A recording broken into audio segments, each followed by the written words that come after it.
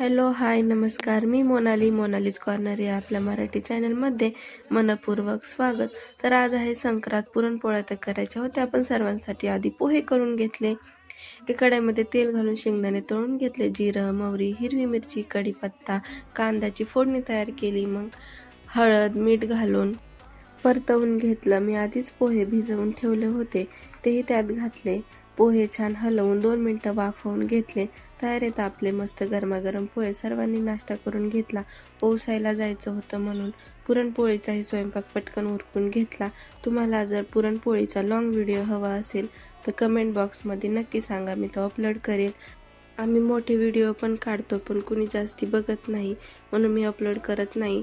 जर तुम्हाला डिटेलमध्ये पुरणपोळीचा व्हिडिओ हवा असेल तर मी नक्की अपलोड करेल.